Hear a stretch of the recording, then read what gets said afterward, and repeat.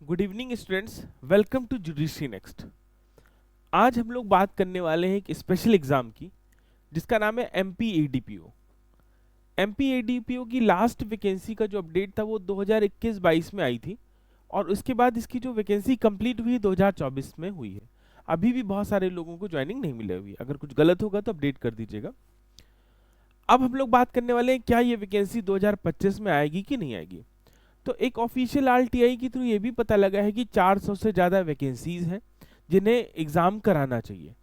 अब 25 में या 26 में अगर हम ध्यान से देखें तो अभी किसी के पास कोई अपडेट नहीं है, बट हम ये मान सकते हैं कि 25 के अक्टूबर सितंबर में आपको ये वैकेंसीज देखने को मिल सकती है। इस वीडियो में हम लोग आगे भी कुछ बातें करेंगे और ये देखेंगे कि कैसा एग्ज़ाम होता है, क्या सिलेबस है इसका, क्या एज वाइज क्वालिफिकेशन है और इसमें कैसे हम तैयारी कर सकते हैं। क्योंकि ये ऐसे एग्जाम होते हैं जिनकी तैयारी एक लंबे समय के दौरान ही किया जा सकता है। अगर आप इस इंतजार में बैठे हो कि वैकेंसीज आएगी तब आप तैयारी करेंगे तो बिल्कुल गलत है। आप शायद नहीं सिलेक्शन होगा आपका। अभी से ही आप इसे टारगेट बनाइए और लिख के ले लीजिए, अक्टूबर के बाद तक ये वैकेंसी नहीं जाएगी।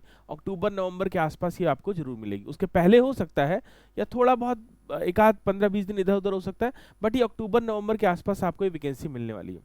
Number of vacancies official RTI के अकॉर्डिंगली देखें तो 357 है जिसके लिए एग्जाम होना है।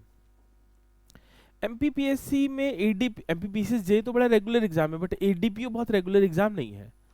2009-10 दो ऐसे साल थे जब रेगुलरिटी देखी गई थी। उसके बाद हम ध्यान से देखें ना तो रेगुलर नहीं है एग्जाम। लास्ट एग्जाम 22 में या 21 में नोटिफिकेशन आया था या 22 में आया था और 24 में पेपर 24 में कंप्लीट हुआ इसको। तो चलिए देखते हैं। एमपीपीएससी एग्जाम लेता है, इसको क्लियर है। कई जगहों पे एपीओ का एग्जाम हाई कोर्ट भी लेती है, बट मध्य प्रदेश में एमपीपीएससी ही इस एग्जाम को लेता है। ठीक बात है।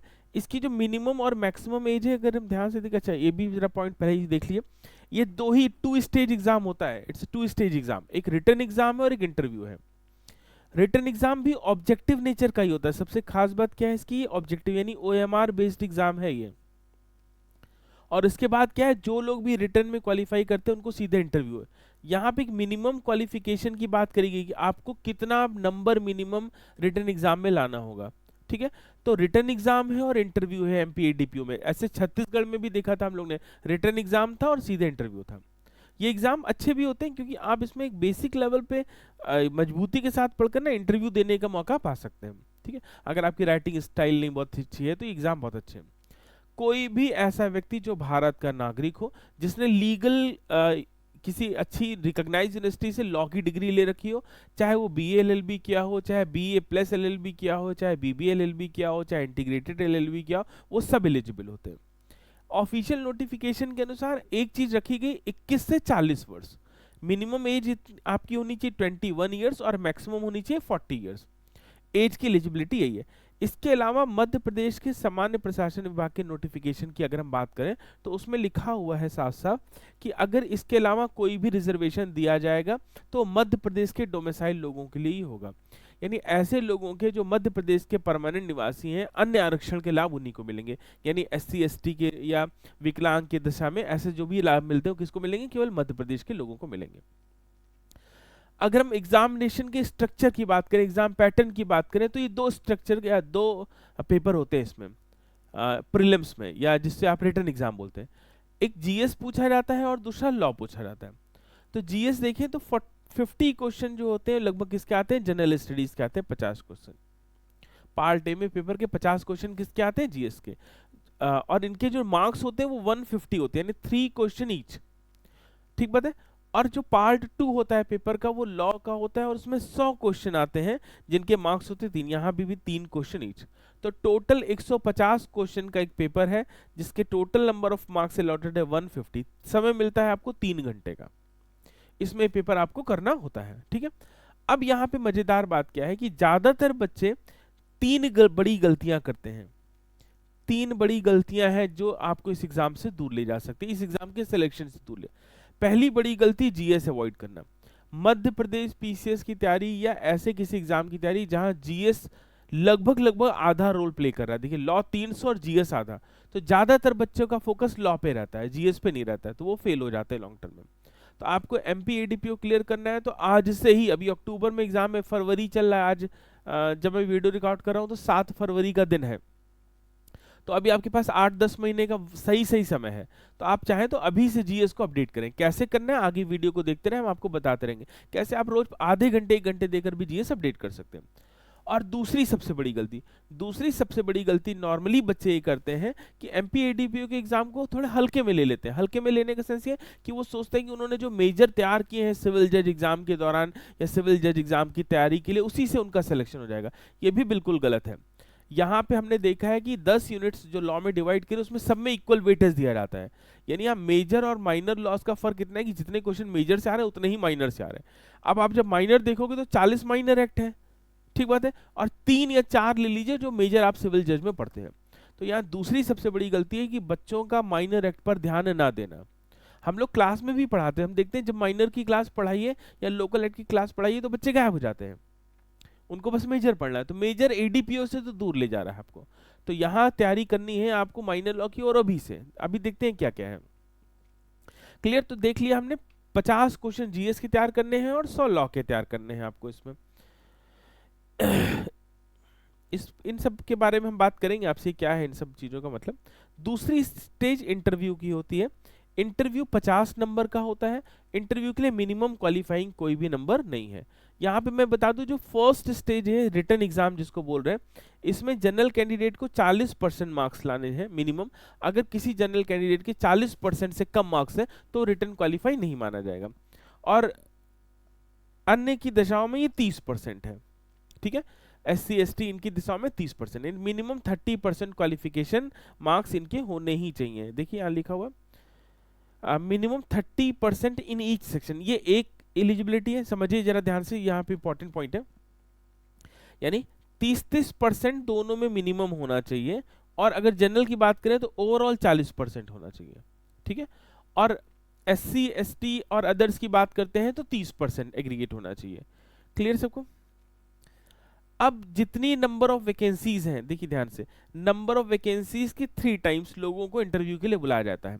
जैसे मान लेते हैं कि वैकेंसी आने वाली है 400, तो कितने लोगों को इंटरव्यू के लिए बुलाएंगे? 1200। अब थोड़ा सा करते हैं क्या, प्लस 15% और बढ़ा लेते हैं, 10 से 15% लोगों को और बढ़ा लेते हैं, यानी लगभग 200 लोगों को और बढ़ा देंगे, तो लगभग 1500 लोगों को ये इंटरव्यू के लिए कॉल करेंगे 400 पोस्टों पर। इतनी बात क्लियर होगी। इन सब गणित से बेहतर है कि अगर हम मन लगा के सारे एग्जाम्स को तैयारी कर लें तो बेहतर। अच्छा, एक लास्ट पॉइंट यहाँ भी याद रखिएगा, निगेटिव मार्किंग होती है एमपीएडीपीओ में, ठीक है। निगेटिव मार्किंग इंपॉर्टेंट है, ये निगेटिव मार्किंग को ध्यान में रखना है, उसको कैसे सॉल्व करना है ध्यान दीजिएगा। यहाँ पे वही बात है, जनरल कैंडिडेट को कितना लाना है? 40% लाना है in each section A and B, ठीक है। और SC ST को कितना लाना है? SC ST को 10%, SC ST OBC जो मध्य प्रदेश के, इनको 10% का रिलैक्सेशन मिला हुआ है, यानी 30% के लिए लाना है उनको मिनिमम। अगर आप सिलेबस की बात करते हैं, जीएस के सिलेबस की, अभी मैंने कहा ना कैसे तैयार करेंगे इसको। जीएस के सिलेबस को सबसे अच्छा तैयार करना है कि आप क्या करिए कि एक एमपी लोकल की किताब खरीद लीजिए, जो मध्य प्रदेश सिविल जज के एग्जाम, मध्य प्रदेश पीसीएस के एग्जाम के लिए होती है, जिसमें मध्य प्रदेश के डायनेस्टीज के बारे में बताया गया हो, स्वतंत्रता संग्राम में मध्य प्रदेश का क्या योगदान है इसके बारे में बताया गया हो, कल्चर के बारे में बताया गया, वहाँ की ट्राइब्स के बारे में बताया गया हो, मुख्य त्योहारों के बारे में बताया गया। तो इसको अभी से एक एक पन्ना पढ़ना शुरू कर दीजिए। आप देखिए, ये 35 क्वेश्चन और 3 मार्क्स से 105 नंबर होता है, और बच्चे यही नहीं पढ़ते हैं, ये लोकल लॉज नहीं पढ़ते, इनको आप अभी से तैयार करना स्टार्ट कर दें। तो मध्य प्रदेश जनरल नॉलेज की बुक खरीदिए, एक एक 2-2 पेजेस यहाँ से डेली पढ़ना स्टार्ट करिए। अक्टूबर तक आप इसको 4 बार खत्म करेंगे, और इसमें से ही आपको 100 नंबर मिल जा रहा है। यहाँ पे हम लोगों की जुडिशरी नेक्स्ट, IAS नेक्स्ट का जो हमारा मोबाइल एप्लीकेशन है, उसके ही एप्लीकेशन पर आपको इसकी लोकल की बुक मिल जाएगी, जिसको आप परचेज कर सकते हैं। इसमें सफिशिएंट कवरेज किया हुआ है। हम लोगों ने इसमें जीएस तो कवर किया है, geography of Madhya Pradesh, politics economics of Madhya Pradesh को भी कवर किया हुआ है, ठीक है। तो आप इसको अभी से तैयार कर सकते हैं, इनके टॉपिक्स को देखिए, इनसे रिलेटेड चीज। एक टास्क तो ये हुआ कि आपको इन बुक से तैयार करना है। दूसरा आपको क्या करना है कि डेली 15 से 20 मिनट बस कोई न्यूज़पेपर देखते रहिए कि मध्य प्रदेश में क्या चल रहा है, ठीक बात है। लोकल मध्य प्रदेश का कोई न्यूज़पेपर ले लीजिए, मुझे लगता है दैनिक भास्कर वगैरह बहुत अच्छे होते हैं वहाँ पे, तो उनके फ्रंट मेन हेडिंग्स को इनको आप देखते रहिए, तो उसमें बहुत कुछ निकलता है। अब कहीं किसी की जयंती मनाई गई, तो जयंती क्यों मनाई जा रही है तो आपने उसको पढ़ लिया है न्यूज़पेपर में या देख लिया, तो आंख नाक कान खोलकर अगर आप तैयारी कर रहे होंगे तो और अच्छा कर पाएंगे। खैर, तो पहली बड़ी गलती जो जीएस को लेकर बच्चे करते हैं उसको आप क्या कर सकते हैं, बच सकते हैं। आइए दूसरी बड़ी बात पे बात करते हैं हम लोग, कि दूसरी सबसे बड़ी गलती क्या करते हैं कि मेजर लॉस पर डिपेंड होने की गलती करते हैं।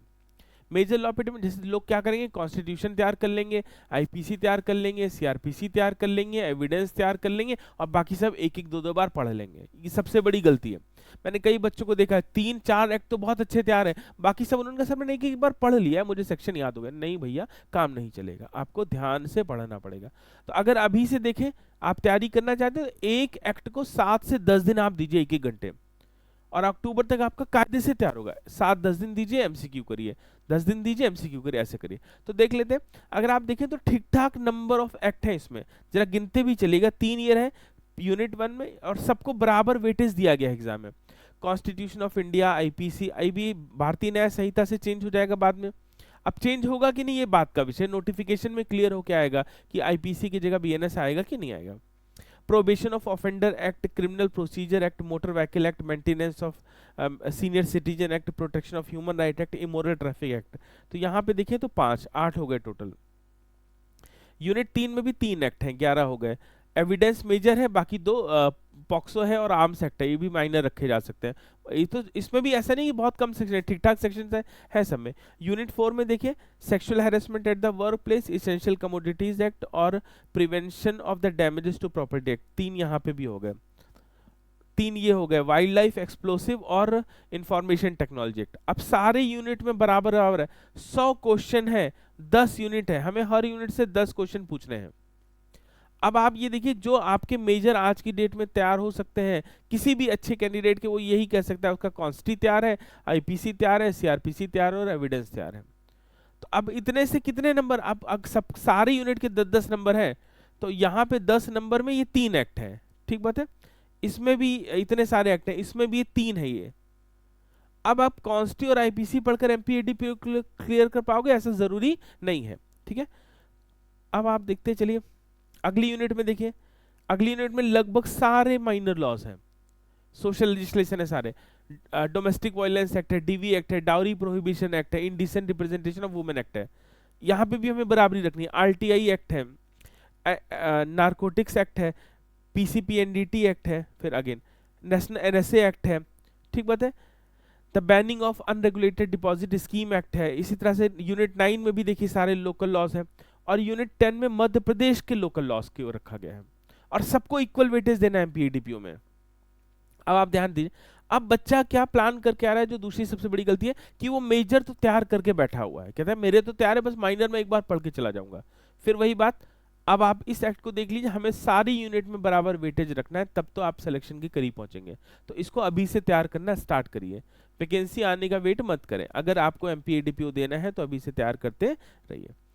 इतनी तो एक्ट हो गए जिसको आपको याद करने की जरूरत है और इसके एमसीक्यू लगाने की जरूरत है। अब यहाँ पे कुछ और बातें समझिए जो मैंने ऊपर स्किप कर दी है। जो फाइनल सिलेक्शन करते हैं, फाइनल सिलेक्शन कैसे करते हैं कि इंटरव्यू के मार्क्स जोड़ते हैं और रिटर्न जो आपका एग्जाम हो उसके मार्क्स जोड़ते हैं। तो रिटर्न और इंटरव्यू के एग्जाम जोड़कर फाइनल सिलेक्शन करते हैं, ठीक है। और जब फाइनल सिलेक्शन हो जाता है तो उसके बाद किसी भी चीज पर कोई एंटरटेनमेंट नहीं किया जाता। लाइक आप कोई नंबर जानना चाह रहे हो या कुछ और चेंजेस करना चाह रहे हो, कोई ऑब्जेक्शन करना चाह रहे हो। अब रिटन जो एग्जाम हुआ उसमें अगर कुछ गलतियां हुई हो, एग्जामिनेशन बॉडी से कोई आंसर गलत हो गए हो, या आपको लगता है कि आपको री एवेल्यूएशन कराना है, तो इसका कुछ मैकेनिज्म इनकी नोटिफिकेशन में दिया जाता है। इन्होंने कुछ अमाउंट भी तय कर रखा है। देखिए, candidate can raise objection within 7 days by paying 100 rupees पर ऑब्जेक्शन। ये क्यों? क्योंकि नंबर ऑफ ऑब्जेक्शन रोकने के लिए। तो 100 रुपया प्रति ऑब्जेक्शन दीजिए और फाइल करिए। अगर चैलेंज तुम्हारा सही था, तुम्हारा चैलेंज वैलिड है, तो ये पैसा ये वापस कर देंगे, ठीक बात है। तो ये इन्होंने दिया है कि रिटन एग्जाम में अगर कोई कंफ्यूजन है तो ऑब्जेक्शन फाइल कर सकते हैं। पिछली बार वाले एग्जाम में हम लोग ने ऑब्जेक्शंस फाइल किए थे, बट हमें कोई अच्छा रिजल्ट नहीं मिला। अब यहाँ पे सही दृष्टि किसकी देखोगे, अपनी दृष्टि से कि लॉ की दृष्टि से? तो कभी कभी हमने देखा है कि बहुत सही निर्णय नहीं मिलते हैं हमें। खैर, ये रहा एमपी एडीपीओ के बारे में पूरी जानकारी। आपको इस एग्जाम से रिलेटेड जो भी नोटिफिकेशन वगैरह आएगा हम लोग उसको अपडेट करेंगे। मैं रिक्वेस्ट कर रहा हूँ आप सब इस चैनल को सब्सक्राइब कर लें, जिससे जितने भी लीगल वैकेंसीज हैं जो एग्जाम है उनको सरल भाषा में आप तक पहुंचाया जा सके। अगर आपको इससे संबंधित कोई हेल्प चाहिए हो, कोई स्ट्रेटजी चाहिए हो, तो प्लीज मुझे कमेंट बॉक्स में बताइएगा। हम लोग जैसे ही इसका कोई नया अपडेट आता है उसको अपडेट करेंगे। तो अब तक की जो सबसे रीसेंट अपडेट हमारे पास यही है कि कुछ तो 397 या 357 वैकेंसीज है, 357 है, एक आरटीआई में हमें इसके बारे में पता लगा है। और इसकी वैकेंसी का फिलहाल कोई ऑफिशियल अपडेट नहीं है। इनसाइडर अपडेट की बात करें तो हाँ आने वाली है, आने वाली है। और अगर हम बिल्कुल अपने अनुभवों को समझने की कोशिश करते हैं तो अक्टूबर नवंबर तक ये वैकेंसीज आपको देखने को मिल सकती है। अगर आप अभी ये वीडियो देख रहे हैं फरवरी में तो बहुत राइट टाइम है, तैयारी स्टार्ट कर दीजिए। एमपी एडीपीओ को टारगेट करते हुए आप आसानी से कर लेंगे। और दो गलतियां तो मैं बता चुका हूं, तीसरी सबसे बड़ी गलती क्या है? अगर आप एमपी एडीपीओ फेल हो रहे हैं तो तीसरी सबसे बड़ी गलती क्या है? एक गलती जीएस अवॉइड करना, दूसरी गलती लोकल लॉ नहीं करना। तीसरी आप हमें कमेंट में बताइएगा, अगर आपका एमपी एडीपीओ नहीं हुआ तो तीसरी गलती क्या हो सकती है। चलिए ओके, धन्यवाद, मिलते हैं आपसे नेक्स्ट वीडियो में।